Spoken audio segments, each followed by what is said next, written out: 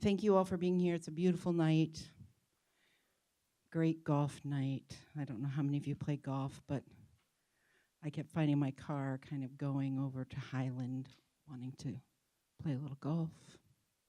So thank you for being here. At this point in Business 200, we'll do a little bit of business here. You should be moving in on 40 hours of service, okay? The STLF folks have finished. If you haven't gotten to the 25 or 30 hour mark, please talk to your facilitators, okay? There are some other things that are happening where people need some assistance, some events happening at various nonprofits, and so I put calls out. I need some students this Saturday, for instance, for an event we're doing, so thank you to those of you who signed up. But we can find you places to get your hours done, okay? But we need to do that now. We can't wait and do it, 2 days before finals start. We won't be able to work that out then. So stay in close contact with your facilitators and stay up with your journals, those sorts of things. Any general Business 200 questions that might be for the common good at this point? Questions? Your facilitators are the people to stay in touch with, okay?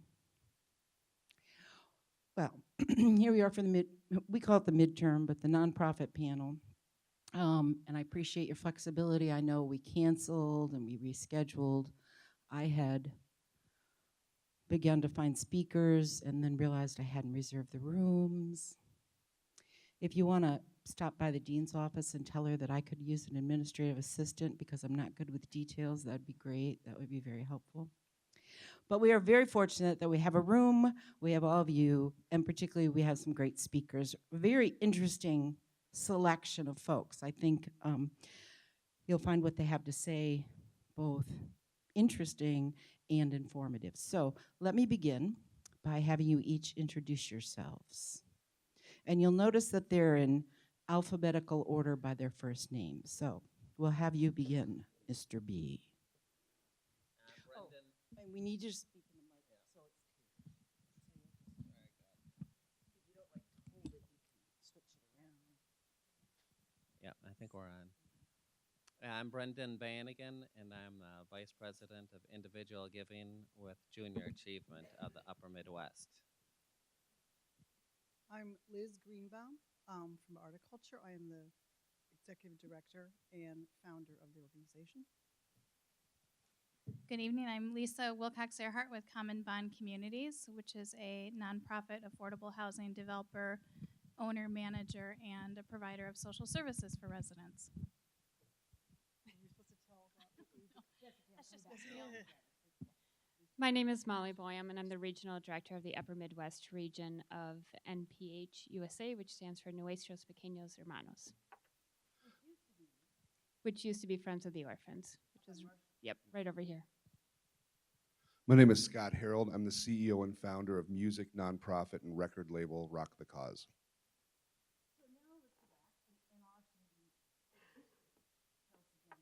tell us about what your mission is. Sure. I have to remember. Rock So the tell us Cause. about the mission of your organization. No problem. Rock the Cause is a 501c3 organization. Our mission is to engage, inspire, and educate others to get involved in their communities. We do this 3 ways, actually 4 ways. The way we do this is through concert events, volunteer drives where we partner with national celebrities and national touring artists. We do in-the-classroom workshops with inner-city youth, et cetera. And we also have a record label which distributes, records, distributes, and manufactures charitable singles that we sell throughout the entire world. So and at NPH, formerly Friends of the Orphans, we support NPH International. We support the kids who are orphaned or disadvantaged in Latin America, and the Caribbean. And we provide life's basic needs of food, shelter, clothing, healthcare, and education to these kids, 3,400 kids. And at Common Bond Communities, our mission is to build stable homes, strong futures, and vibrant communities. So obviously, we're building the apartment complexes. We have the resident services, the wraparound services. So it's one thing to have a home, a roof over your head, But then when you've got the wraparound services to help assist you in whatever it is that you might need to get up in the morning, if that's what you need to get a job, to find food, find money resources. And vibrant communities, we really believe in being a part of the communities where we have our properties, so we encourage our residents to go out and volunteer and just be part of their neighborhood. We believe that everybody, doesn't matter what your status in life, that everybody deserves a stable home, a dignified place to live, and an opportunity to have a great future. Articulture's mission is to empower individuals and communities to create positive change through the visual arts. And we have three program areas. Our earned income program area is probably our biggest one, which is we do classes starting at age 1 and go through adults. We have a big summer camp program. That is our big money earning program. But to the heart of what we really enjoy doing are the grant funded programs. Two of them are, one is working with marginalized populations to do art and healing classes for usually adults. We've done different programs from the homeless to people with mental illness to people that are in drug rehab. And so it's about really changing the dynamic of the way they think about themselves and self-identity. And then the other program we do that was also grant funded is public art projects, working with urban teens to mentor them with artists and arts educators to do public art projects, being community activists and working with communities to create change, turning blight into assets, dealing with communities and working with them to find ways of creative problem solving. And that's about it for now. Brendan, what about the mission for junior achievement? Mission of Junior Achievement is to inspire and prepare young people to succeed in a global economy. And the way we do that is three ways. One, we teach financial literacy to kindergarten through high school. And we deliver that to about 160,000 students every year, utilizing 8,000 volunteers in the classroom. The other thing we do is we do work and school readiness, so getting students ready for either a work career or preparing students for college, like the University of St. Thomas. And then thirdly, we have an entrepreneurship track as well, where we teach and inspire students to be entrepreneurs and take control of their own financial futures that way. And way we do that is we encourage them to start and run their own companies, and we get them going. In a nutshell, I was talking with Dick Schultz not too long ago from the Schultz School of Entrepreneurship, and I said it to him. I said, Dick, in a nutshell, we will prepare those young entrepreneurs K through 12, and then we'll hand them off to the Schultz School of Entrepreneurship. You guys can polish them off there. I like it, yeah. Good partnership we've got going there. We have a very strong partnership with the University of St. Thomas and obviously University of Minnesota Carlson School as well. Brendan, do you have a particular bias between those two schools? A little bit. I am a Tommy. I graduated in 1989 and worked here for 10 years in the development office and got to work with Barbara and lots of Business 200 students. So, and my brother still works here as well. So long tradition here at St. Thomas. So no, I'm not biased, to answer your question. Talk about your background some. Scott, were you always in music? You know, I have always performed as a musician. I have a background in theater. I did commercial, television, theater arts for many, many years, was a singer-songwriter, played in numerous bands. But at some point, I had to make a living. And so I used my theater background to turn that into a career in sales. And I spent 15 years in the corporate world leading world-class client services and sales organizations for the consumer goods category. So you name a major retailer, Target, Walmart, Super Value, a major consumer goods product from Procter & Gamble, American Express, Sony Music, et cetera. I have probably handled a merchandising or a marketing campaign behind it at one point or another. And how long have you been with Rock the Cause? I founded Rock the Cause in 2007. That was my way of leaving a legacy for the world. One of my great mentors taught me that truly successful people are people who care about the success of others. And I found in corporate America that wasn't always true. And a lot of the companies I was working for were being bought by venture capital. I was the fix-it guy. I got called up by a recruiter every 2 years that said, Scott, are you happy? Do you want to make more money?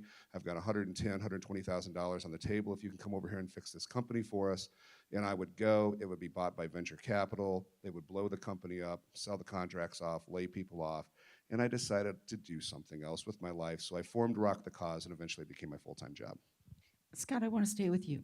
Yeah. So you were making a great salary. Mm-hmm. Were you worried when you left that area? You know, there's always a little bit of hesitation to leave. Yeah, absolutely. Because I remember it was July of 2012 when I first left, and I remember waking up. It was a cold Minnesota December morning, and I said, oh my God, did you just commit career suicide? Did you commit financial suicide? What did you do here? And then I logged on to Facebook, and I saw Zach Sobiek's Clouds. And I called Children's Cancer Research Fund, and I said, what do you want to do with Zach Sobiek's song? And I don't know how many are you familiar with Clouds, the song Clouds? Went #1 worldwide, has raised $1 million for Children's Cancer Research Fund, contributed to the first major cancer breakthrough in 25 years. And so could we you hum a little? What's that? Could you do a verse for us? For Yeah, those of us who Clouds. don't Yeah, know. it Come goes, on. and I went down, down, down, because I went up, up, up, and I'm getting it confused with Johnny Cash's Ring of Fire here, but we'll go up, up, up, and we'll fly a little higher. We'll go up, up, up, and it's just a great song. It's a really sweet song. Now that helped. I recall it now. Yeah. So, you know, I logged onto Facebook, and my record label released Clouds. And that was one of those pivotal moments that said, you know, this is where I'm supposed to be. This is what my life's training has trained me and prepared me for. And we'll move forward with this with faith and confidence. And, you know, when you're in sales, you have to have continuous confidence. You have to always build yourself up mentally. So for me, there are those moments when I go, oh my gosh, it'd be so nice to crawl back to a safe corporate job. But then something extraordinary happens, and I go back to it, and I say, you know what, this is where you belong. Thank you. Liz, let's just go out of order a little bit. Tell us about your background. Is this on? Yep.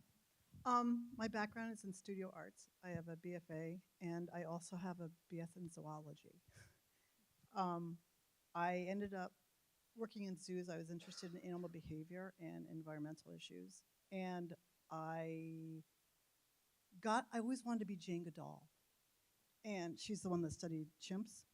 And I had the opportunity at a zoo to study volcano rabbits, which are found in Mexico, and they are on the endangered species list. And they were so shy, I met them for about 2 minutes, and then I had to watch them on a video, and I had to do a study, along with other zoo things I was doing, because this particular zoo in England dealt with rare and endangered species on the Isle of Jersey. And I was doing this. I was sitting there being Jane Goodall with a clipboard and a stopwatch, because they were opening up the gates to let the female and the male together. The female, unlike other rabbits, was the aggressor, and I had to see what the behavior was going to be. And I'm sitting there going, this is really boring. I'm really miserable. I am not Jane Goodall. I am not an introvert, and this is not fun. And I really miss doing art again, and I got a double degree. And I ultimately was in arts administration. I did a lot of teaching. I went into arts administration the back door, worked many years in arts administration, and I confess I was probably the one that has very little in the for-profit world other than in college. And I did some stints being a fine artist and doing some independent stuff as a graphic artist. But I had the opportunity to do administration. I fell in love with arts administration, did that for a long time, and then I started my own organization in Minneapolis and realized I knew enough to get myself in trouble, but not enough to run an organization because an organization is a business. And I got my master's at St. Mary's for Arts Administration. Very cool. Let's go over to Lisa. Lisa, tell us some about your background. I have a degree in political science, and my aspiration was to go on to law school. And when I was in my 4th year of college, I did a lot of touring, talked to a lot of attorneys, did a lot of soul searching, and decided, you know what, that just wasn't for me. I, through various channels earlier in my life, I had been working for-profit market rate properties in Houston, Texas. And I was very young and no children, and the properties that I worked for were very much the one that I lived at was like Melrose Place. Does anybody know that old show Melrose Place? Well, if you're a young adult, it was all about laying out at the pool, having fun with the residents, lots of entertainment, lots of money, commissions rolling in. It was fabulous. As I was finishing up my degree, we moved to Virginia, and when I graduated, decided I didn't want to go into law school. It wasn't a super good time in the market for college graduates getting degrees. I fell back on the experience that I did have, and I landed in nonprofit affordable housing for seniors. And at this point, I'm like, wow, I'm really hitting rock bottom here. You know, I'm working nonprofit. This is ridiculous. And I loved it. I had such a bond with my residents. I felt like I was doing something every single day and I was making a difference. And we moved back to Minnesota, and I decided to do one of the hardest jobs in my life, and that was be a stay-at-home mom. And I did that for 7 years while my husband and I ran a marine consultancy business. And I was also on our local city government, so I was a city council person for 7 years. And I really enjoyed that. It was very intense. It was a small town, so you go to the grocery store, you go to the library, you get accosted. But again, I was making a difference in my town and my community, and it felt really great. And when I started back in the business, I really did a lot of thinking about what did I want to do? Did I really want to go back into the nonprofit sector? And I knew Common Bond Communities, and it was a reputable company. It had a ladder because I wasn't ready to just stay in a job. I wanted different opportunities for my career, but I knew I didn't want to be jumping around all over everywhere either. And so I started at Common Bond Communities, and now remember, I had been a stay-at-home mom. I had not been in this industry for almost 8 years.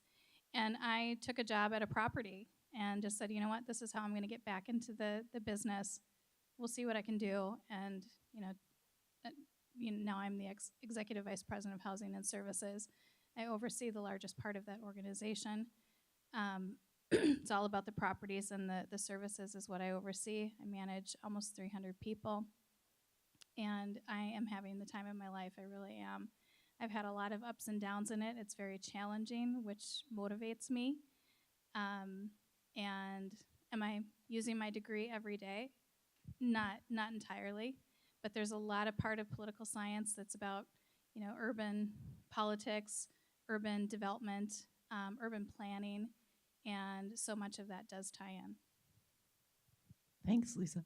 Brendan, what did you do between St. Thomas and JA?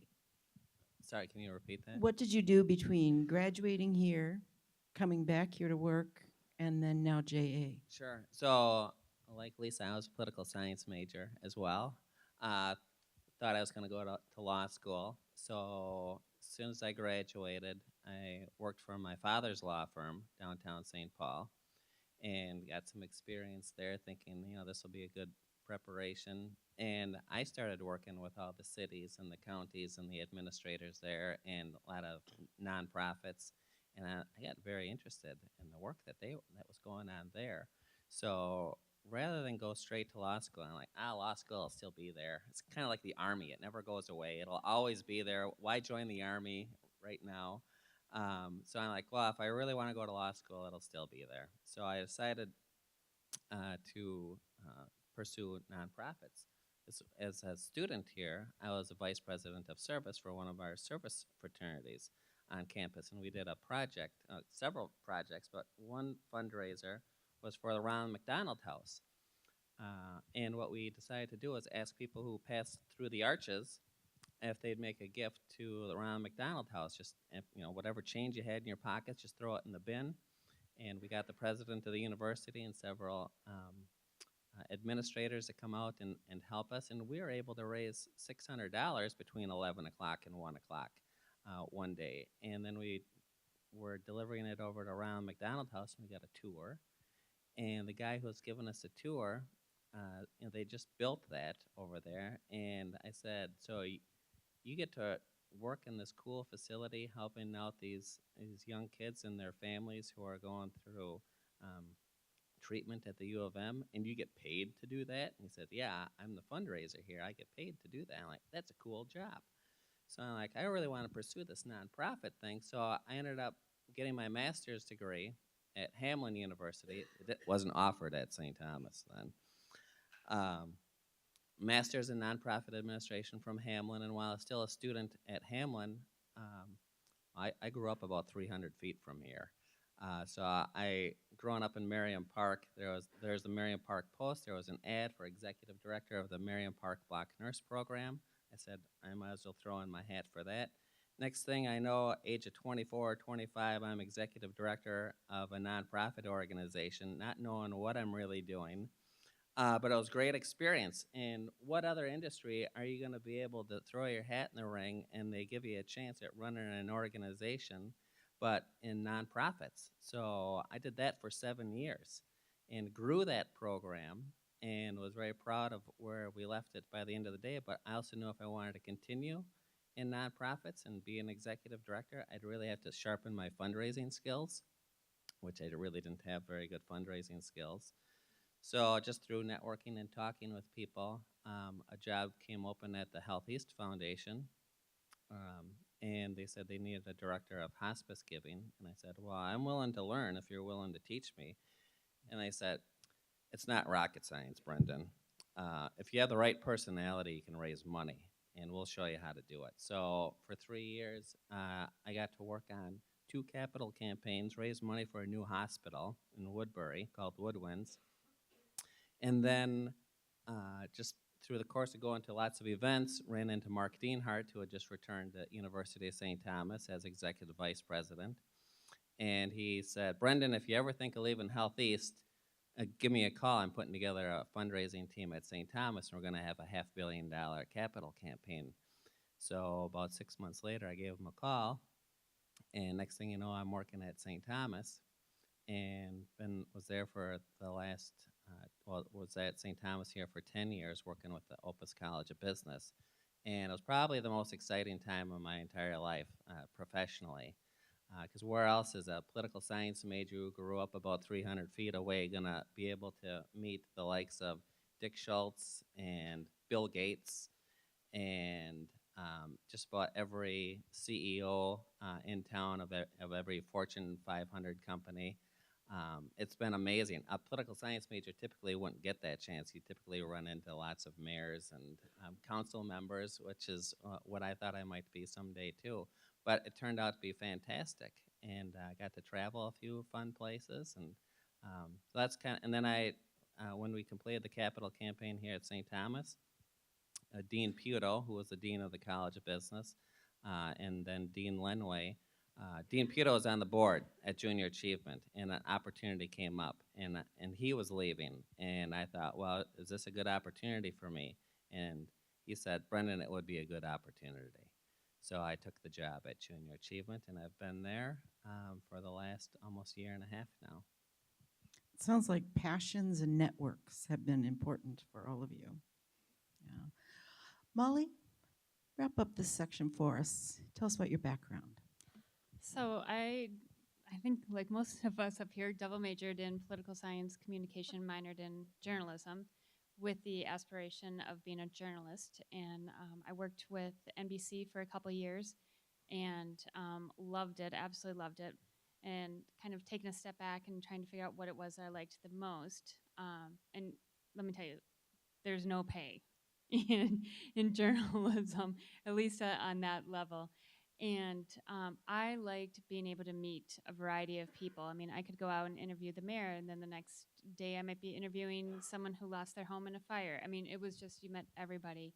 And that's what I absolutely loved. And I was honored that they would share their story with me and then allow, myself to kind of repackage it in a good minute and a half and share their story with others. So that's what I really loved about journalism. What I didn't know that I was not going to like was I didn't like walking into a restaurant and people knowing who I was and I didn't know them. That never occurred to me in 4 years that was going to bother me. So I left journalism and worked in advertising for about a year and a half and loved advertising, but it still wasn't my thing. But what I loved about advertising was, or what I found out about myself, is that I like to have a project and be able to see it from beginning to end, and that I'm also very analytical and a very strategic person. So the next step was a nonprofit, not this one, but another one that I was with for about 13 years, and it allowed me to meet, just a variety of people and to be able to help them and listen to their story and share their story with others. Part of fundraising is being able. Nobody wants to hear my story. You want to hear, about so and so's child who was diagnosed with a disease and how it's affecting them. And so the more people I could meet, the more stories I had to share. And it helped with fundraising because at the end of the day, it was helping that child who really needed the funds. So I was with that organization for almost 13 years and loved development work, but decided I needed a different mission. And so that brought me to NPH. I had not heard of it and just saw an opening and did a little research. And, it's kids who need help, who are hungry and who need a place to live. And how can you not get behind something like that? So it's been a very great experience. I've been with them for about 3.5 years. Brings me here. Great, great story. So this idea that if I major in something, that directs the rest of my career life seems to be somewhat of a fallacy. Is that true?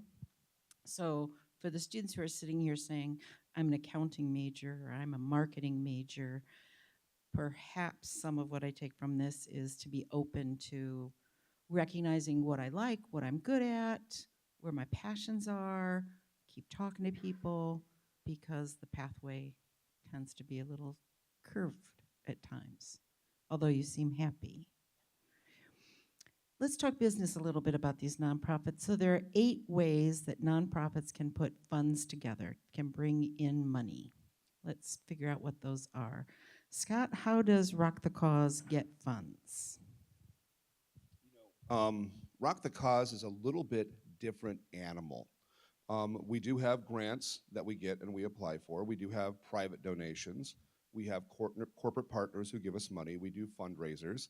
But we tend to be a little bit more entrepreneurial because grants don't always return, individual donors don't always return, and corporate sponsors' interests can often change. And we've learned that the hard way. So we're a record label. We sell music. We actually sell intellectual property. We work with the Flaming Lips, My Morning Jacket, Lissy, Sharon Van Etten, Taylor Swift, Troye Sivan. We sell charitable singles and downloads internationally, worldwide, through iTunes, Google, Rhapsody, YouTube, you name it. And we keep a percentage of what we make on the sales of that music. That is direct earned income. But here's the cool thing about what we do.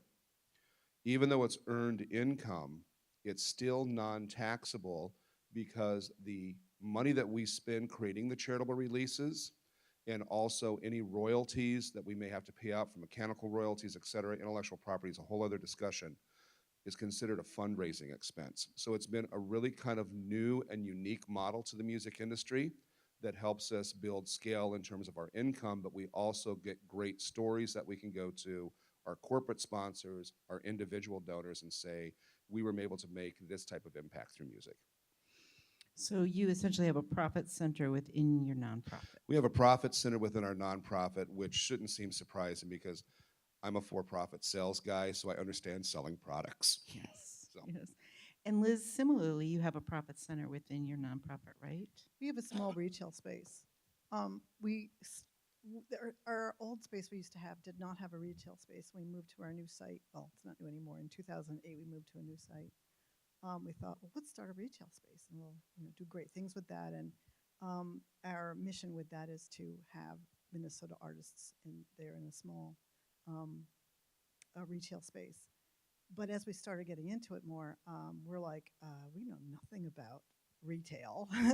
And so staff and we kind of, in the board, kind of said, okay, Liz, you're cut off from doing anything to do with retail. You need to focus on programs. We're having a volunteer group of artists that run the retail and our staff that kind of organizes that. So I'm really hands off with that. I know I'll say, oh, you have great art. You should sell it in our store. But that's as far as I'm allowed to go, which is fine with me. But the thing that's interesting is that we're in the Seward neighborhood in Minneapolis, and we know that our kind of price point is on the lower scale. We don't have large sales. We don't have a marketing budget to market the retail space because our focus is on programs. So it pays for itself and then some. It's kind of the face of the organization, and it's part of our mission of supporting artists. So it's really a combination of, yes, we get some return for it, but it's also about what the space looks like, bringing people in. I've started more programming with people coming into the retail space.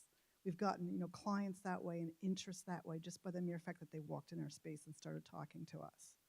I've gotten interns that way and volunteers. So it solves a multi-purpose in that respect. The other way we do it is their biggest earned income is obviously our classes. We do apply for grants. In fact, we just hired a part-time person through a grant to be a grant writer.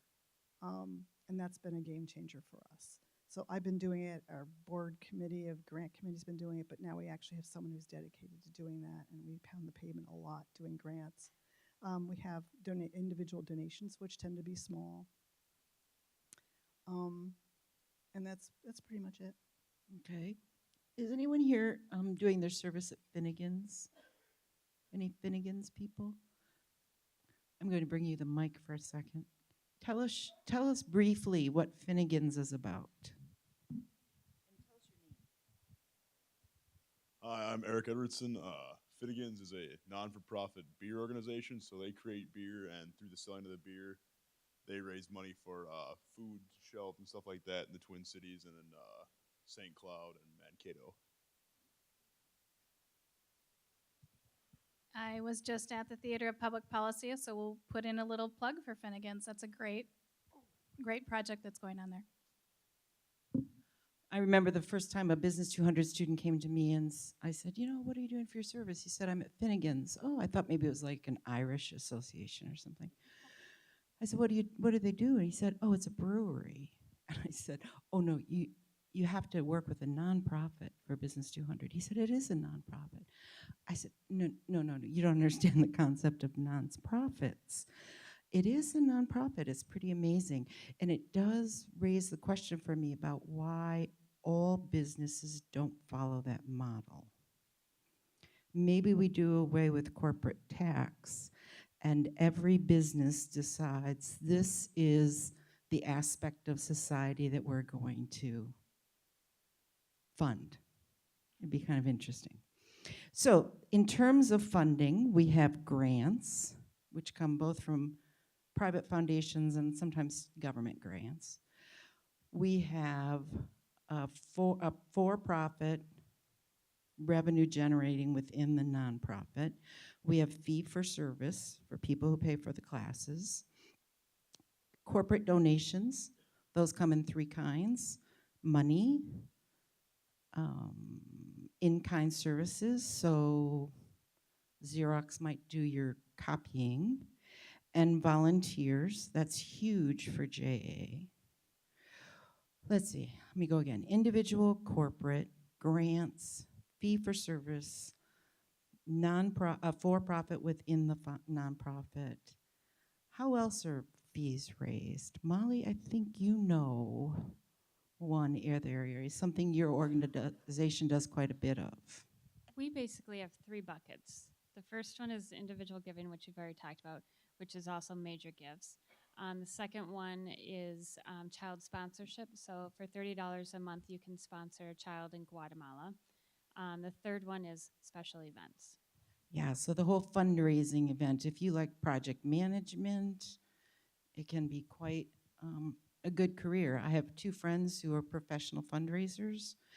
They work during the year when they want to. They're both external, kind of free agents, but you can be internal to an organization. Liz, the grant writer you just hired, are they salaried or do they receive a percentage of the grants they get? No percentage. It's That's a a no-no. percentage. Yeah, talk about motivation. Mhm. That'd be great.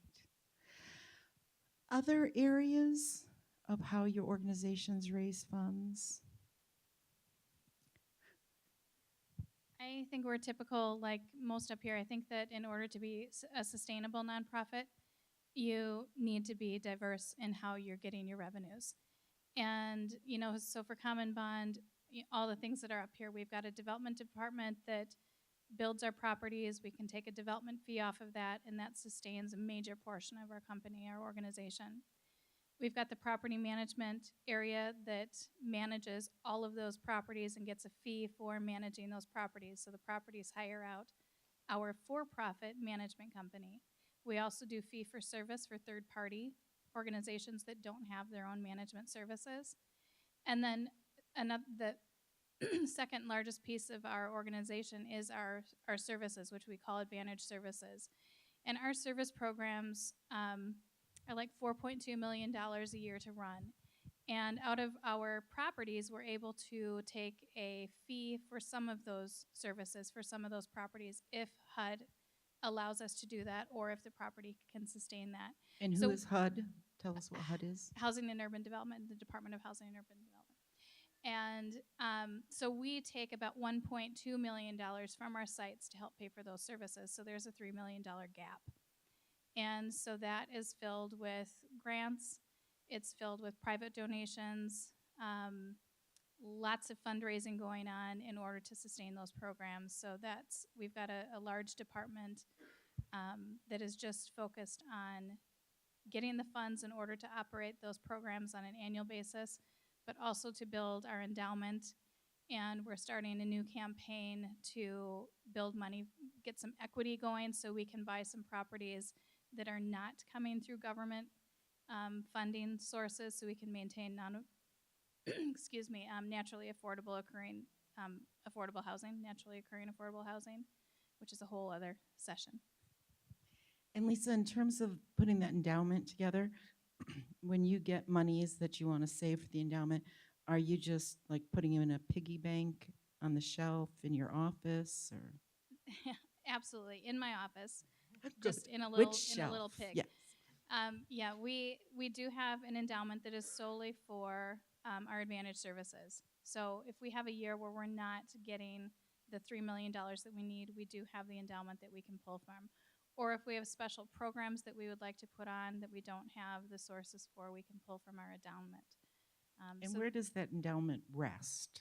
That's what I'm trying to get at. where does it rest? Is it in a savings account in a bank? It's invested in many different areas. Perfect. That's Yeah. the word I wanted. It's very Investments. diversified, yep. Do any of your other organizations invest and have earned income off the investment? I wish. I know. I know. But Brendan, We do. you do, okay, and I know JA does, correct? Yes, JA has about $1 million endowment that's fully invested in a variety of stocks and bonds. Great, okay. And then the last area that none of you have talked about of the 8 possible ways to get funds is tax dollars. Do any of you get any tax monies? Yes. Some of our grants are through tax dollars. So some of the grants are funded through that, okay. There's some organizations such as Sharing Caring Hands that says, we're not gonna take any tax money because we don't wanna be directed by somebody else how to work with our guests, our clients. So as you so brilliantly said, Lisa, that you want a diversified approach. I mean, it's what any finance student here would tell me about my own investments to diversify. What are the challenges with that diversification? Anyone? I think the challenges is that you have to be very nimble. You have to understand where your money sources are coming from and be able to make those adjustments as you need to. As I think Scott said, grants might not come in the next year. Absolutely. Organizations change their focus. The CEO changes, something happens, they're no longer supporting you. So you absolutely need to be looking for other sources all of the time. Constantly got to be looking for what your income source is. And that's true with any business, for profit or nonprofit. In order to be sustainable, you have to understand the products, goods, and services that you're offering. A nonprofit does offer goods and services, but the way our success is measured is not in how many widgets we sell. It's our impact on the community. And when you're looking at diversifying, you have to tell the complete story of diversification. So for a good example behind that would be, we're working on a Michael Jackson tribute album. And we're going to go big. We're going after Ed Sheeran. We're going after people like Taylor Swift, et cetera, because we know if we get those types of artists involved, we'll sell $1 million worth of records at least. We'll sell 100,000 records at a wholesale price of $7.99 per unit. Now, if you've got those types of talent on board, you're able to go back out to corporate sponsors and say, how would you like to attach your logo to this project? HBO, how would you like to set up a live concert series with this, or a live concert broadcast? And then you also go to individual donors and say, I'm working on this. We think we can make $700,000 to $1 million on this project. We're confident we can. We've done it before. Would you buy into this? Would you give us a private donation to help pay our operations costs so we can make that jump to raise that money? It's a whole story that you tell. It sounds like a lot of business. It's a lot of business. It doesn't matter. I mean, the only difference between a C corporation and a nonprofit is basically the C corporation is paying its shareholders. The nonprofit still has a board. I report to a board of directors. Our greatness, the way we are measured, is our impact in the community. It's not always measured in dollars and cents. The difference is what you do with your profit. It's what we do with our profit, and that profit has to be reinvested in the community. Now, you can have profit, and you can reinvest that into salaries, you can reinvest it into new equipment, you can buy buildings, you can give pay raises, you can give bonuses. People in nonprofits, in Minneapolis-St. Paul, the average executive director of a nonprofit organization that makes around $5 million a year is probably paid between $75,000 and $85,000 a year. So you can reinvest in your company, you can reinvest in your employees, but you've still got about a 70%, 100% rule. So if you've got 100% profit, let's say you got $100 sitting at the end of the year, you can take $70 of that $100 and reinvest it in your company, but you've still got to be able to give at least 30% back to the community and reinvest it in the community. And that's the law. Am I correct in that? Let's talk marketing a little bit. And Lisa, I guess I'm particularly interested. You're working with folks who are on the fringes many times. How do they know about your services? You're not probably taking out ads in the local paper, maybe. How do they know? Yep. So we've got two different areas of marketing, and the one that you're speaking of is for our properties. And so for a lot of our properties, they come with some sort of HUD subsidy. So residents in these programs are paying 30% of their income as their rent. So the rent could be $800. They're paying 30% of whatever their income is. So those units are in constant demand. We have waiting lists for those that are years long in some cases. We've got like 7,600 on our waiting list and would have many more thousand, but we close our lists. So when we open those lists, we do advertise in the paper. We do advertise with other agencies that are working with those who need housing, so they know that we're opening up. We do brand our properties. If you've ever seen a Common Bond property, you'll see a nice blue sign that is our logo. It is very recognizable in a lot of communities. We have several properties, and so we very much pay attention to our brand and do know the power of brand recognition.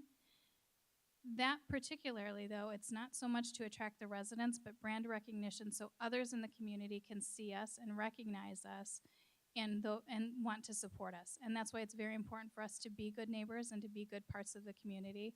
So those members of the community will want to support us financially so we can do our mission and create more affordable housing and provide those services. The second piece is the marketing that we do just for our overall organization. You know, we've got our website, we've got websites for some of our properties, but overall we're out there touting. If you go on social media, you'll see us on LinkedIn putting up stories of what's happening in the affordable housing industry, Facebook, all of the social media areas, because it is, again, this is all about branding. It's about recognition because that's what helps bring the dollars in. Lisa, you and I could go on the road and do this because you often bring up the points I want to bring up next, because you really have to market to three separate audiences, all of you. Your clients, your donors, and your volunteers. How do you market to the volunteers? And Brendan, I'm going to come over to you because corporations are your number one place that volunteers come from. How do you go about doing that? Sure. Well, with volunteers, the way we position volunteer opportunities is we say this is a great way to help you as a company attract and retain really good talent. So especially nowadays, corporations are looking to hire young people, and your generation right now is some of the most highly engaged and inquisitive and wanting to make a difference in your community and the lives of other people, and companies want to snatch you up. Well, the only way they're going to be able to keep you is if they can offer really interesting and engaging volunteer opportunities, ways to give back, pay you actually while you are out teaching to a class of third graders for an hour once a week for about 6 or 8 weeks. So if that sounds appealing to you, then we leverage that and say, okay, we talk to your bosses or your employers and say, hey, we've got a volunteer opportunity that I think you're going to be really interested in that'll help attract and retain really good young talent. And next thing you know, that young talent is becoming managers and leading that organization. And for us, they turn out to be volunteers who've been with us 10, 15, 20 years. And that turns out to be a really mutually beneficial arrangement for us and those companies that we partner with. I had been a happy banker at another bank that will remain unnamed when I heard that Wells Fargo was the number one donor to you of volunteers. I don't know if that's still true. And the next day, I closed my account at that other unnamed bank and moved to Wells Fargo because of their involvement in the community. Now, I realize I'm a little bit of an odd duck because my whole life is about service and all that stuff, but that's how I chose my bank. Not that they're getting a lot of money from me, but I'm a customer there, and made a point of going in and telling the branch manager that that's why I chose Wells Fargo. So the benefits of that are, have many ripples, really. Well, our missions line up well. Obviously, banks are very interested to have customers who are financially literate and can go out and know how to become entrepreneurs and raise money, and those entrepreneurs need places to bank, and they need loans to grow their businesses. So they see Junior Achievement as a great partner, both for volunteers and just to help them with their image in the community.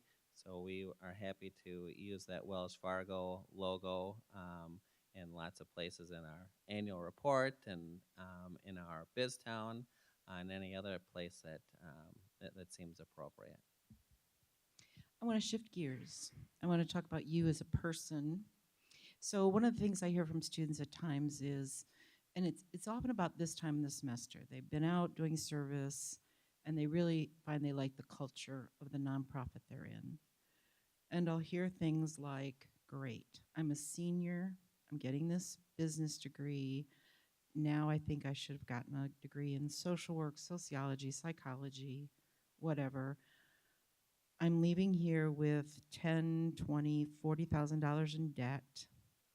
I'd like to work in a nonprofit, but how am I going to explain that to my parents? When I could be making much more if I took my business skills into a for-profit. Comments? Is the myth true that you're poor? No, that's a fallacy. That's a I fallacy. disagree. I disagree. It depends. It depends. Depends on the organization and how well funded they are and what you're doing. And what stage you're at. What stage you're at, and also the thing to remember about the nonprofit is we don't always do things for money. I mean, there's the joy that you find in helping your fellow human being. The nonprofit sector in the United States is worth $887 billion. During the downturn of the last downturn of the economy, the nonprofit sector still grew by 10%. Why is that? Because the need for social services, we have an aging population, we have a new immigrant population, et cetera. The need for social services, education, healthcare expansion is out there. And coming back to what we talked about a few moments ago, that employers out there are actually saying, you know, if we're going to get you into the workplace, we got to make this workplace diverse. We've got to make it someplace that you're going to find that I'm working for a company that does things to help people.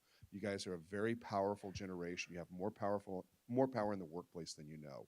And with the nonprofit, depending, yes, where you're at, what you're doing, what company you're working for, you can make really good money, or you can go back to your mom and dad and say, hey, I'm doing this because this is something I believe in.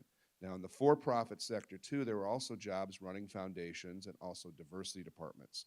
And those are really big within the nonprofit. The for-profits right now, they have entire teams that work on volunteer experiences and diversity experiences in the workplaces, and those jobs pay really well. Yeah, I just saw a job posting for me in a corporation, Yeah. and the salary range was $75,000 to $105,000, Chief Diversity Officer. which is more than I'm making here. Yeah. And I basically I could go do business 200 in this corporation. So yeah, there's opportunities, all kinds of opportunities in terms of service and getting people out in the community.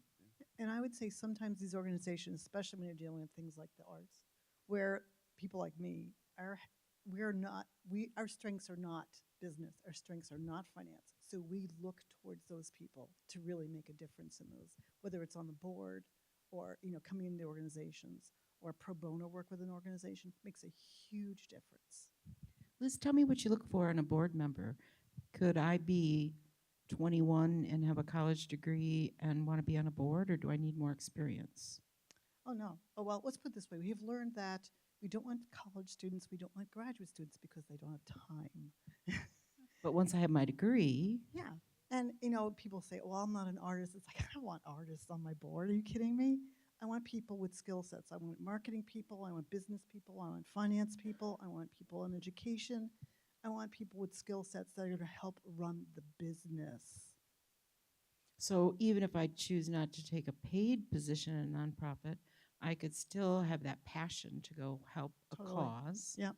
by being on a board, making a significant difference. Oh, that makes a huge difference. And to be an engaged board member. Don't just do it for the resume. I mean, I know everyone wants to do that, but don't do it for the resume. Do it because you really want to do it and you believe in the organization. Because then those people, we all know them, they're just a waste of space. Yeah. They waste time for us. Now, on the two ends of the table, we have two different styles of dress. I almost wore my jeans today, but I thought, Scott, what do you typically wear to work? Are you dressed for work? I'm dressed for work. Yeah, I'm in the music industry, so I dress to match my audience. Yeah. And when you're running an organization like Rock the Cause, you can kind of get away with this too, because I'm dealing with people who, one, they probably enjoy music. Two, they're interested in knowing whether or not I've got Bruce Springsteen's phone number. And three, how can I support what you're doing? They like me as me. This is me, so this is how I show up to work. Brendan, is this what you wear every day to work? You've always been an outstanding dresser. Thanks. It is pretty much what I've been wearing since I've become a professional fundraiser. Though Scott's got the coolest David Bowie shirt on of all time, and I was a huge David Bowie fan, so I like his attire much more than mine. Mine's boring. I wear a lot of suits and a lot of ties, but that's what people expect when they're meeting with a representative. It all depends on who you're representing. So I'm representing Junior Achievement, or I'm representing the University of St. Thomas. If I were out meeting with a board member from the University of St. Thomas or a trustee, they would expect me to be dressed like this. So it all depends on who you're meeting with. Now, when I was working at St. Thomas in the development, and I'd go out and meet with alumni who owned farms or were in different industries, I would dress for whoever I was meeting with. So it all depends. I'm a chameleon. I will do whatever it takes. I will wear whatever.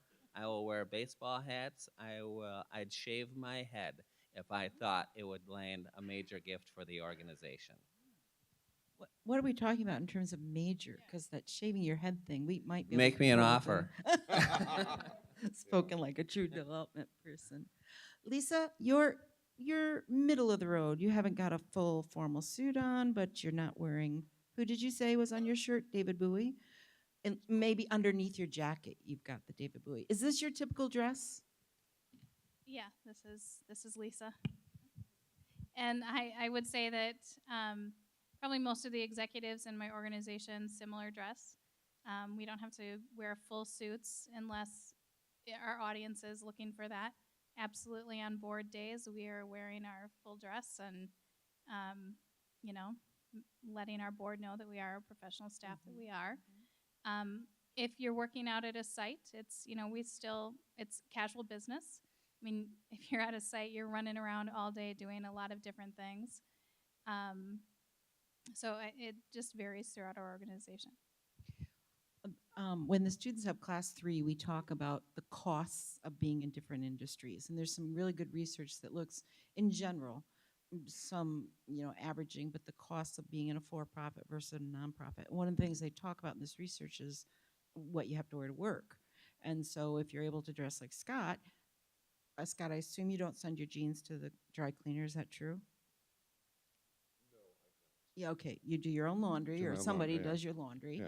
And so the cost of your uniform is significantly less than what Brendan would do, on a typical day. Oh, absolutely. When I was in the for-profit sector, I probably spent $2,000-3,000 a quarter on clothing because you needed different outfits for different meetings.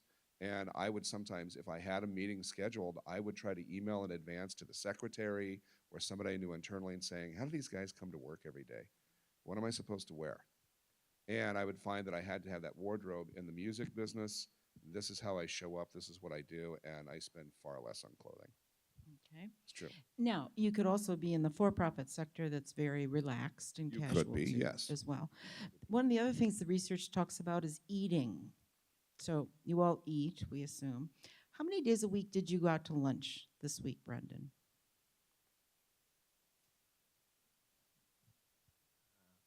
I went out to lunch twice this week. Did you pay for those lunches? Yes, I insist on it. Oh, okay. Twice this week. Liz, how many times have you been out to eat this week? None. None. Lisa? I had a lunch meeting where lunch was brought in, Okay. so it was organization paid for, and I eat an apple and cheese sticks and almonds at my desk every day typing away. All right. Molly, what about you? How many times have you been out to lunch this week? Twice, and I did not pay. Okay. Scott? I've been out 4 times this week, and I did not pay. Okay. Now, I could find those same things happening in a corporation, but what this research suggests is that there's a culture that says, let's go out. And even if it's let's go out to Jimmy John's, we're still looking at an $8 lunch versus it's not unusual to sit around the Formica tabletop at the workplace and brown bag it. Tell me about your car. What kind of cars are you driving? Make and year. Maybe make, model, and year. Brendan, what are you cruising around in? I'm proud to drive a 2001 Toyota Camry with about 180,000 miles on it, but runs like a top. I would get another one. Yep, you gotta love those Toyotas. I'm a Honda person. And what year? Well, I have a newer car because I had a car accident one of these winters when I was going to work and someone pulled out in front of me when it was really icy a couple of years ago, right? Okay. So I had a 1998 Honda CRV, which I plan to keep forever. But I ended up getting a great deal through Costco to get a new Honda. So I did Oh. that. Okay to have a new My husband needed a new car. That one needed to be totaled. Lisa, are you driving a newer car? No, I'm not actually, but I would love to. I think I have an Audi, and I think it's going on 10 years old. Do people at your office sit around and talk about cars a lot? Not really. I know when I got my Audi, and I live in Cannon Falls. So if anybody knows where that is, it's halfway between here and Rochester. I'm looking for something that has all-wheel drive because I drive the Highway 52 every day, and so that's what I'm looking for. But I know it was a big deal when I got my Audi because, and I've been at the organization almost 10 years, but just, oh my gosh, nobody in a nonprofit can have a nice car. Are you kidding? Whoo! If you drive up to the office or you drive up to, a property in your car, it's, ooh, the stigma that goes with that, or the perceived stigma. And, that bothers me, that piece of it. And you can work in a nonprofit and maintain the lifestyle that you're looking for and have the safety and security that you're looking for in your car, for goodness sake. That's not a crime. That's not a sin. And I think that that's something important to remember, too, that nonprofits are not just you're not just totally penniless. You can live, you can raise a family. One comment I wanted to make is that, this is a business. We have to run businesses, and in order to retain and attract talent, we need to be competitive. And so we're constantly comping our salaries. Every year we do a comp study, we find out where we're at. We're not just looking at nonprofits, we're looking at for-profits because we are investing in our employees. So look at salary, absolutely. You need to live, you need to maintain your life. So you know what that is based on what debt you have or what's happening in your situation. What other perks is the organization offering? How do they invest in you? What are they going to do to help build up your skill set, to diversify you as a person? So there are just so many different things that you need to be looking at besides salary and what kind of car you can get. 2013 Jeep Grand Cherokee. Wow. I just want to be part of the Jeep cult that's out there. It is true. It is a cult. Molly, what color is that Jeep? White. Nice. Scott, what are you cruising around in? I'm cruising around, and I have two vehicles. I have an '04 Jeep Grand Cherokee that I bought myself as a present when I first cleared my first $100,000 a year salary. And then I've got this really cool '91 Viking conversion van that's got like the velvet seats and stuff in it, and looks And like big something from that. speakers? Big speakers. It looks like that '70s show. But yeah, she's. That's what I drove here today. Yeah. But she made a very good point because people email me all the time. They say, I've got a job interview tomorrow. Do you have any advice for me? And yeah, the advice is ask them why you should go to work for them.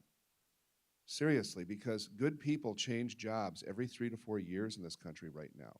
What are they doing for benefits? What are they doing to invest in you? What are they doing to train you? You're going to give up a big chunk of your life to go to work for these people every day. What are they going to do for you? And I think there is that, people always talk about nonprofits. Oh, that's so great. You're doing something great, but you're not making any money. And I said, well, that's not true at all. But one thing when you're starting out, you're not making a ton of money when you first start, but I think that's true in the for-profit as well. But what nonprofits are going to offer you, more so I think than, I say nonprofits, more so than for-profits, is flexibility, vacation time. I lose so much PTO every year just because I'm like, how am I supposed to take this much time? I feel bad, and I know you shouldn't ever do that, but that is one thing that they can do. And I think times have changed a little bit in the last, 5 or 6 years where nonprofits are definitely recognizing that if they want good talent, they need to pay for it.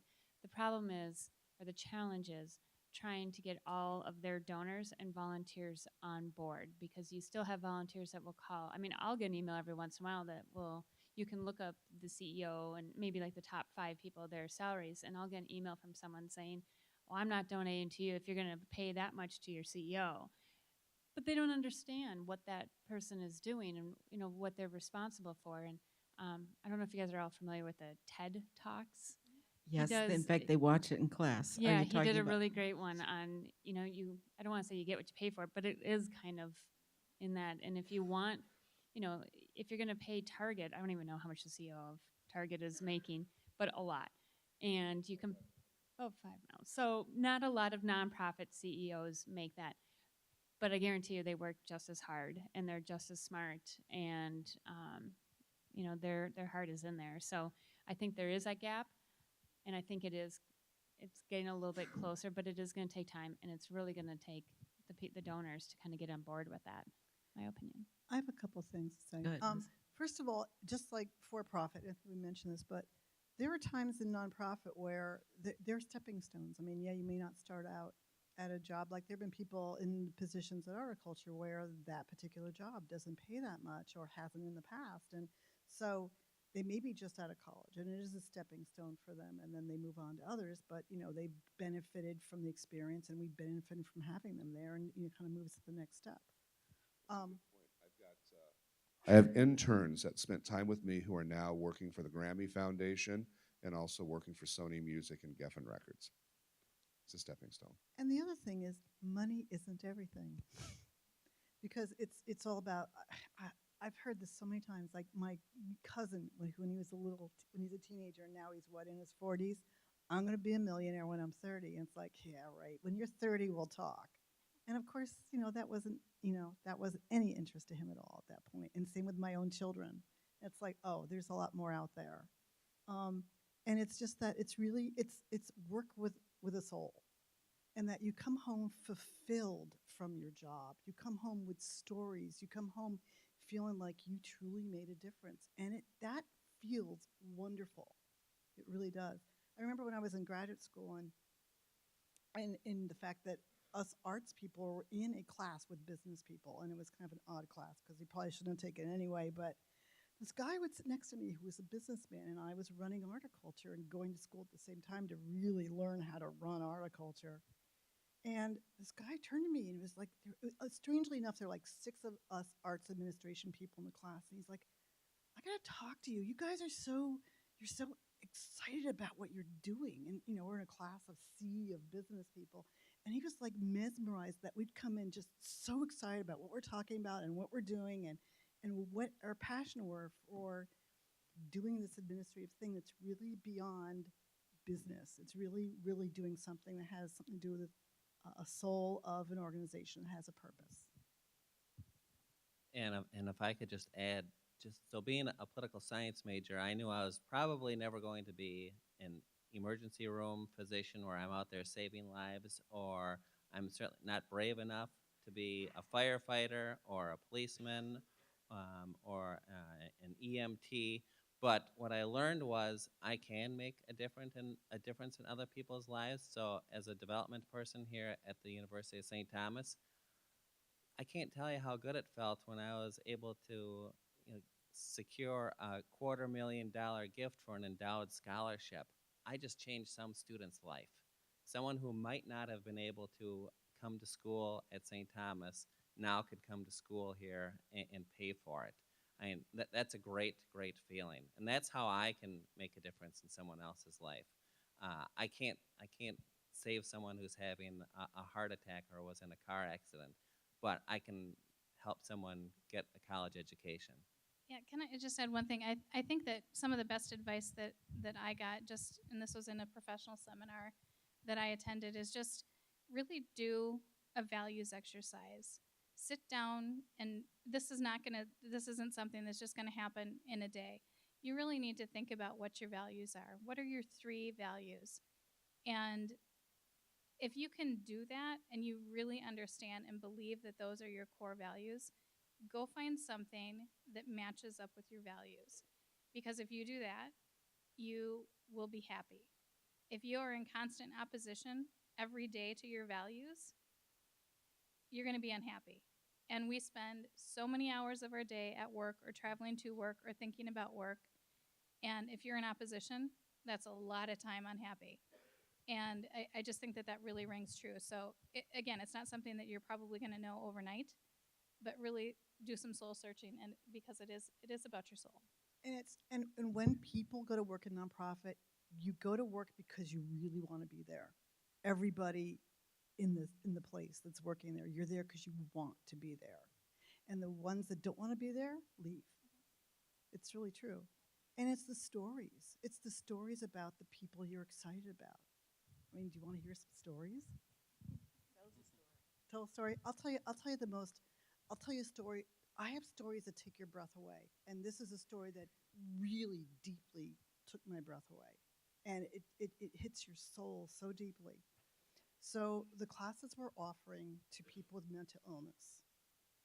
This woman, we had 6-week classes, and each class would be a different theme, and they'd come for weeks at a time. And this woman who came, finally came because a friend was encouraging her to come. She didn't think art was for her. And, you know, we always say you don't have to be an artist. It's not about being an artist or becoming good at what you do in that respect. It's really about the experience of doing it. It's not about the end product. And it's about changing your ideas about yourself and having fun and enjoying the experience. And for people with mental illness, that's huge. So they come in, they do a check-in, they do a check-out. How are you feeling? How was your week? How was your day? How you feel now after class. It's huge for them. So this was the end of a 6-week class. And we are going around, they're going around checking out at the end of the class. And this woman said, I, for the first time in my life, am dealing with sexual abuse when I was little. I've never been able to do that before, and this class made a difference for me. And I'm not the teacher. I was in the other room, but they all know me. And I said, I have a question for you.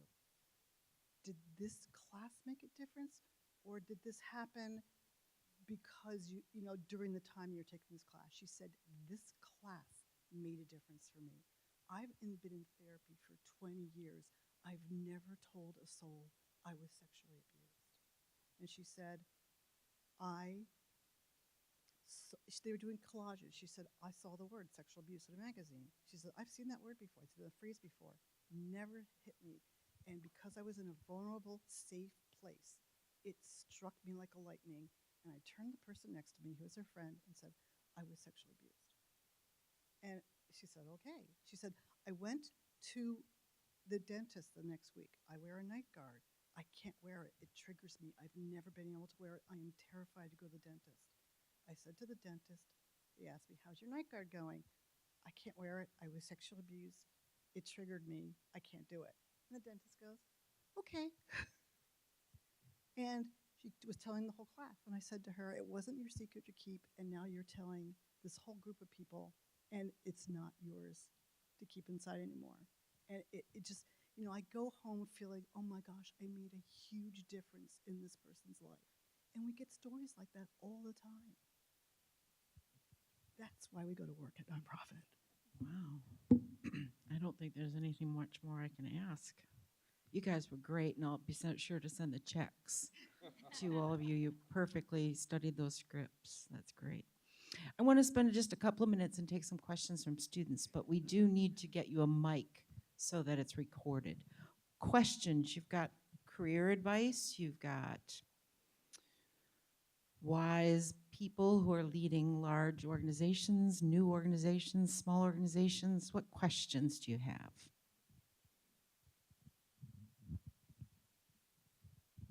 And if you'll stand and introduce yourself and tell us where you're doing your service. My name is Rachel. I'm a marketing major, and I'm doing my service with my mom at the Chippewa Valley Museum. I'm doing sponsorship and fundraising development with her. And so my question was, when we were talking about the difference between nonprofits and for-profits, I just would like to know a little bit more about nonprofits and B corporations, because we've learned a lot about that in some of our business classes, and the line between them is just really confusing still for me. So if you could give any explanation. I think it's probably still confusing it's pretty new. And I think it's a little confusing to a lot of people, and I'm not sure how it's all going to fall out yet. I'm sure others know more than I do. You know, I actually teach on this subject matter. I've done this for Junior Achievement and had a great time, by the way. You know, in business, you've got several different types of businesses. One, you've got an S corporation. You're working for yourself. You're self-employed. Two, you've got your LLC. That's your limited liability corporation. You can sell goods and services, pay yourself a salary, et cetera. A C corporation are those big companies. The C corporations are the ones that may be publicly traded. They may have stockholders. There may be people able to buy stock options in them, et cetera. The 501c3, the C3 is a tax status. What the 501c3 means is that the organization is exempt from paying taxes on the income that it earns. Why? Because they're providing a service to the community. Why does the 501c3 exist? Because the 501c3 exists to give the individual the opportunity to contribute to a social program that they want to support on their own, that the taxpayer may or may not have to step in and pay for. That's really the difference. So the C corporation, those are your big publicly for-profit traded companies. They have boards of directors. They have people who sit on their boards and advise and steer the business. They have a CEO that reports to that board. The 501c3 is very similar. They have a board of directors too that steers the organization, but that in that nonprofit organization, that board is really there for the trust of the public to make sure as the public is investing money into that nonprofit, that there is accountability and the mission is being fulfilled and there's financial safeguards in place. You were Does that make asking about a B, though, right? She's asking about a B. A B, oh, I'm sorry, I thought you said, I'm sorry. The B? Yeah. Those Bs tend to be, well, the Ds are the political organizations. Bs, I believe, Yeah. are the ones that are for-profit businesses that give back to the community. Yeah, They have the whole idea is that they're mission-based. And it's really new in Minnesota. And I'm not sure, I think some people question it. There's been, there's social enterprise. yeah. Yeah, they're a social enterprise. So, yeah, did you want to take it? I'm sorry. No, I think There's been some controversy. I think people have different opinions Yeah. about it. It's a social enterprise, and she's right. And let me back up to that. The B Corporation is something that says, okay, we are a for-profit entity, but we are going to give X percent of our dollars back to the community every year, because when you're an LLC and you're a C corporation, you can set up a foundation, you can give all the money that went to the community, but there are certain tax limitations of how much money you can actually give to the community as an LLC. So you couldn't take all your profit and just donate it and expect a write-off. With a B corporation, you're able to take a larger amount of the profits that you make and reinvest in the community and not be taxed on those dollars. Where your C corporation, your LLC, you can still give money to the corporation, back to the community, but they're not always tax exempt. Yeah, does that make sense? Good explanation. I'll put some information also up on a blackboard this weekend that you can see. Great question. Who else has a question? Doesn't need to be technically business questions.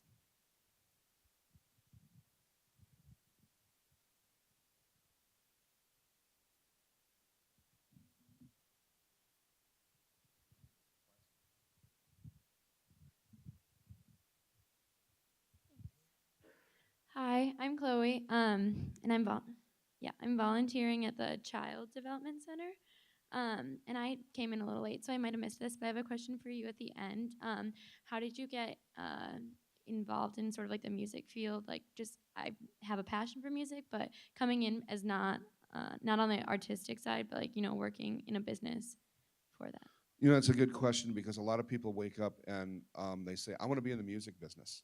And I meet a lot of young people every day, especially in this country where we're so celebrity and culture driven. Everybody wants to be in the entertainment business. I got into it because I have a background in sales and marketing, and I had actually worked with entertainment products, and I actually spent time working for a publishing company. So with that experience, that I had a publishing company calling on national retailers and distributors, et cetera, when I finally made the jump to get into the music business, I had some background there. But I'm going to be perfectly honest with you. 2 years ago, I could not talk to you about third-party licensing and sync and intellectual property to save my life. Within 2 years, because of the very nature of my business, I knew that in order for Rock the Cause to sustain itself and make that jump, we had to go big or go home. We just couldn't cut it with just local artists. So I had to be able to network with iTunes. I had to network with Google. I had to network with the big management companies. And I had to learn to speak their language. And I stumbled a few times, and I still do.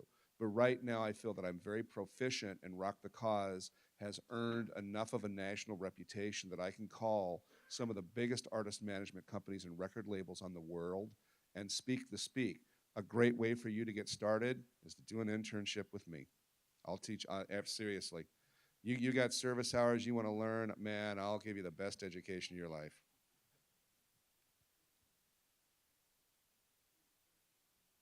Make sure you get his card before you leave. Chloe, is that right? Okay. Scott, Chloe. Chloe, hi, I Scott. got projects for you.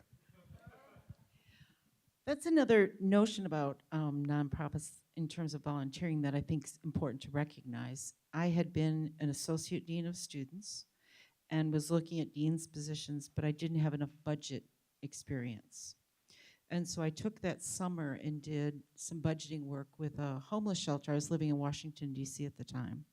And I showed up and said, you know, I really don't know much about budgets, but kind of your statement, Brandon, if you'll teach me, you know, I'll do whatever you need me to do. And so with that, I took about 6 months, I guess. 6 months of experience. I then had that bullet point I could put on my resume, and it opened doors for me to start looking at an advanced position in the field I was in. So all along our development, we can be looking at how can we go out and partner with nonprofits to gain skills we need that would be helpful to them. And then sometimes we just can be really selfish about our service.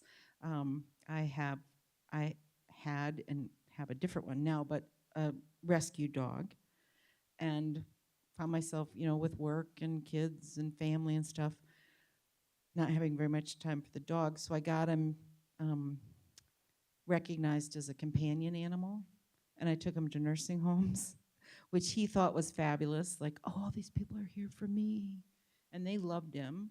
And so it was really selfish. I wanted to do more service, but I wanted to not take away from the dog. So we can be very particular about how we choose to do service and volunteer work. I want to tell you my little St. Thomas connection. Yes. So there was a program, there was a student in the entrepreneur program who needed to do his stint with a new business. And for some reason, he particularly wanted to go to a nonprofit because he knew business. And he said, I'm going to check out nonprofit because I just want to learn about it. He did his 40 hours with me, and he stayed, and he stayed, and he stayed through. He was a junior, I think, when he started, and he stayed with me through senior. And then when he graduated, he did work for a stint with in finance. And he called me up one day and he said, now I'm doing my job and I'm in a little groove now. Can I volunteer for you again? And I'm like, come on my board, be my treasurer. So he was my treasurer for years. So Anthony, and to this day, he became my mother's finance advisor, and he we're friends to this day. So it was really wonderful that he really had that opportunity, and he totally embraced the whole. Although he didn't go the direction himself in nonprofit, he embraced the whole concept of how nonprofits can really make a difference and embrace that as a person who can help in other ways. Thanks, Liz. You do have great stories. Brendan? Add a point quickly, and something that I've experienced, nonprofits call Rock the Cause weekly, and the demand is great, and they want us to either help them release charitable music releases, or they want us to organize a volunteer drive, or they want us to take over their social media and help them engage young people. That's what we do. We engage a millennial audience to get involved in nonprofits. And what I've seen within these organizations is a lot of the leadership is going to be approaching retirement soon. And there is going to be a deficit of people who really know how to run these organizations, and it's serious. And at the same time, because we have an aging population, there is also attrition in the donor base. The thing that they need the most from you right now is to come in and understand how the nonprofit works, what type of skill set you can bring to the administration, and how do you communicate to people your age and plant those seeds so that in the next 20 years, there is sustainable giving for those organizations. They need your youth. Yeah, and just to piggyback on what Scott's saying, in my profession, fundraising, it's paid pretty well. And one of the things that our profession has identified is, again, the baby boomers are retiring. There are not enough people coming up in the fundraising profession to fill all the slots that need to be filled. And for someone, so for me, I have a certified fundraising executive certification, international certification. It's sort of like a CPA, but not as rigorous as a CPA, but international accreditation. And someone who, with 10 years experience with a CFRE, they typically can make more than an executive director just because there's so few people like that. And it's similar. With Scott's background in sales, transfers very nicely over into fundraising. And I promise you, I'm not poor. I'm a political science major, but I do okay as a fundraiser with a CFRE designation. Wow, good to know. The development director for Minnesota Public Radio makes $250,000 a year. Nice. Well, And and if you don't go to nonprofit, be passionate about getting involved in nonprofits and giving to them. Find nonprofits you're interested in and volunteer, do pro bono work, donate your money and time. Those are go on boards. That is really essential too for young adults to understand that. absolutely. You guys are fabulous. If I could just have you come to each midterm. It's the most fun I've had because I just basically sat back and you guys kept talking. So thank you very much. And if you'll join me in thanking them.